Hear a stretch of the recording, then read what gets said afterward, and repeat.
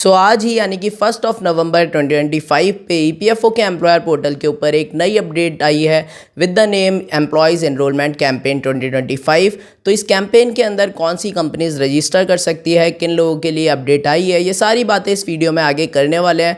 But उससे पहले मैं आपको बताना चाहता हूँ, अगर आप इसी टाइप के इन्फॉर्मेटिव वीडियोस देखना चाहते हो so you can subscribe the channel and hit the bell icon, ताकि आपके पास में इस टाइप की वीडियोज़ की नोटिफिकेशन जल्दी से जल्दी आ जाए। और अगर आप एक कंपनी ओनर हो और अपनी कंपनी के लिए कोई पीएफईएसआई कंसल्टेंट देख रहे हो तो आप हमारी कॉन्टैक्ट इन्फॉर्मेशन इस वीडियो के डिस्क्रिप्शन में चेकआउट कर सकते हो। You can outsource your PF ESI compliance to us as well. Now let's begin the video.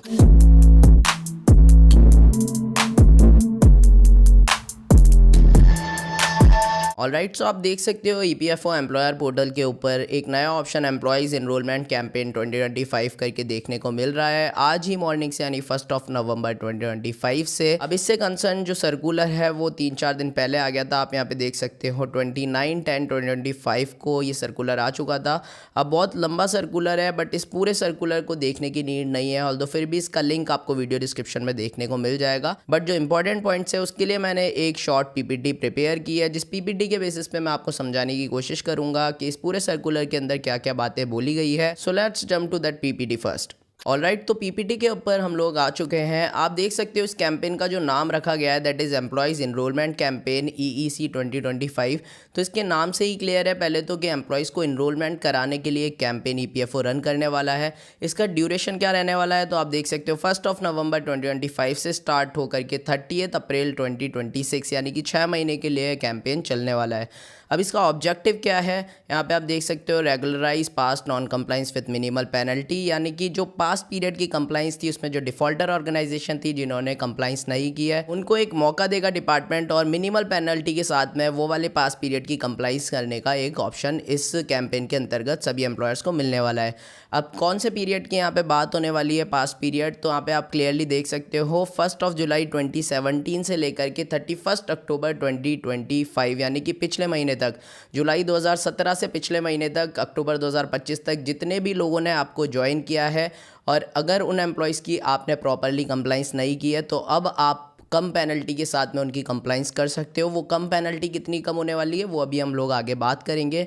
So let's jump to the next slide. Alright, तो एप्लीकेबिलिटी एंड एलिजिबिलिटी की बात करें तो आप देख सकते हो हर उस एस्टेब्लिशमेंट के लिए एप्लीकेबल है, चाहे से वो ईपीएफ के अंदर कवर्ड है या फिर नहीं। दैट मीन्स कि अगर आपने ईपीएफओ का रजिस्ट्रेशन ही नहीं कराया आज तक अपनी कंपनी का और आप एक डिफॉल्टर ऑर्गेनाइजेशन अपना बिजनेस रन कर रहे हो, ईपीएफओ की कंप्लाइंस नहीं कर रहे even after lying in the condition of EPFO, तो आपको अभी भी मौका है बैक पीरियड की, जो मैंने टाइम पीरियड बताया उसकी कंप्लाइंस आप कर सकते हो और इस कैंपेन के अंदर पार्टिसिपेट करके कम पेनल्टी भी पे कर सकते हो। नाउ सेकंड ऑप्शन पे अपन आते हैं, that includes those under inquiry section 7A 26B EPS para 8, यानी कि जिन जिन कंपनीज की section 7A 26B EPS para 8 इनकी क्वायरी भी चल रही है, इंक्वायरी भी चल रही है डिपार्टमेंट के साथ में, तो भी वो इस कैंपेन के अंदर पार्टिसिपेट करने के लिए एलिजिबल हैं। बट उनको थोड़ा सा पेनल्टी में कम छूट मिलेगी, यानी कि उनको जो एम्प्लॉय शेयर है प्लस एम्प्लॉयर शेयर वो दोनों जमा कराने पड़ेंगे, वेयर एज जो अदर एम्प्लॉयर्स हैं उनको सिर्फ और सिर्फ एम्प्लॉयर शेयर ही जमा कराना पड़ेगा। वो अभी हम जब फाइनेंशियल्स की बात करेंगे आगे तो उसमें भी मैं आपको बताऊंगा। थर्ड पॉइंट पे आप देख सकते हो एलिजिबल एम्प्लॉयज़ कौन है, अगेन वही बैक पीरियड है जुलाई 2017 से लेकर के अक्टूबर 2025 तक,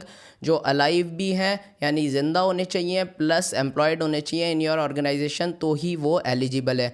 अगर किसी की डेथ हो गई है उस पीरियड वाले एम्प्लॉय की तो उसका आप नहीं कर सकते इस पर्टिकुलर कैंपेन के अंदर इनरोलमेंट। नाउ नेक्स्ट स्लाइड पे आते हैं हम लोग, एम्प्लॉयर रेस्पॉन्सिबिलिटी एंड प्रोसेसेस क्या है इसके अंदर कैंपेन के अंदर पार्टिसिपेट करने के। तो सबसे पहली बात तो है फेस ऑथेंटिकेशन के थ्रू यूएन जनरेट करवाना है एम्प्लॉयज़ का। ये कैसे होता है इसके लिए ऑलरेडी एक डिफरेंट वीडियो चैनल पे अपलोडेड है, जिसका भी लिंक आपको वीडियो डिस्क्रिप्शन में देखने को मिल जाएगा, you can directly check it out. उसके बाद में सिंपली आपको एक डिक्लेरेशन ऑनलाइन ईपीएफओ पोर्टल पे जो मैंने आपको दिखाया था वहाँ से एक डिक्लेरेशन को फाइल करना है और उसमें लिंक करनी है ECR of those particular months. अब आगे आगे जैसे ही वो प्रोसेसेस इंप्लीमेंट होंगे तो हम लोग पोर्टल्स के व्यू के साथ में भी कुछ कुछ वीडियोस आपके साथ में शेयर करेंगे, तो आप वो भी देखना चाहते हो आप सब्सक्राइब कर सकते हो चैनल को, आप बेल आइकन को हिट कर सकते हो ताकि आपके पास में नोटिफिकेशन आ जाए। और फिर लास्टली आपने ये लिंक भी कर दिया, डिक्लेरेशन फाइल भी कर दिया, तो आप डिपॉजिट कर सकते हो employer share, interest of 7Q, admin charges plus lump sum 100 rupees of damages charges.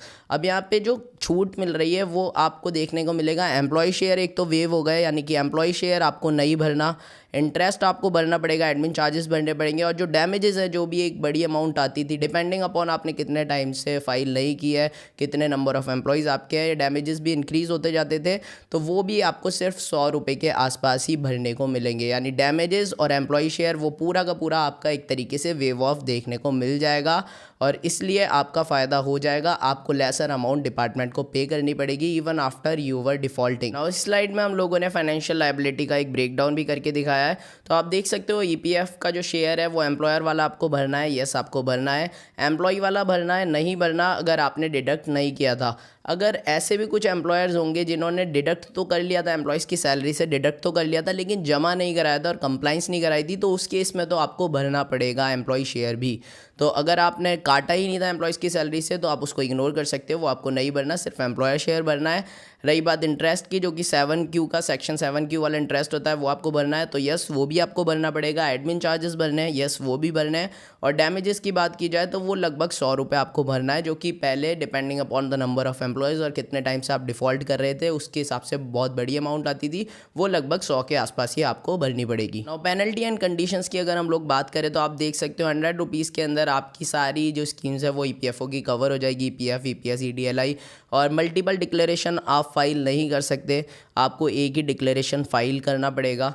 No compliance action for past employees if all current are declared, ये एक अच्छा पॉइंट है, यानी कि ये डिपार्टमेंट कह रहा है कि अगर ऐसे भी कुछ एम्प्लॉयज़ हैं जो पास पीरियड में आपको ज्वाइन तो करे थे उस पर्टिकुलर पीरियड में जुलाई 17 से लेकर अक्टूबर 25 तक, लेकिन वो आपको छोड़ करके चले गए, तो उन एम्प्लॉयज़ के लिए आपके अगेंस्ट में कोई भी एक्शन नहीं लिया जाएगा कंप्लाइंस के बेसिस पे। कोई भी इंस्पेक्टर, कोई भी कमिश्नर वगैरह आपके अगेंस्ट में एक्शन नहीं ले सकता अगर आप इस ईईसी कैंपेन 2025 के अंतर्गत डिक्लेरेशन फाइल करते हो और उन सारे एम्प्लॉयज़ को ऐड कर देते हो जो कि आज तक आपके पास में एम्प्लॉयड हैं और उस पीरियड में ज्वाइन किए थे, तो आपके अगेंस्ट में कोई भी एक्शन नहीं होगा for the all the employees who left in the past, जो कि यहाँ पे लिखा हुआ है। अगर फॉल्स डिक्लेरेशन देते हो, कुछ गलत आप डिक्लेरेशन देते हो, तो आपके अगेंस्ट में एक्शन होगा, वो तो एक बेसिक सी बात है।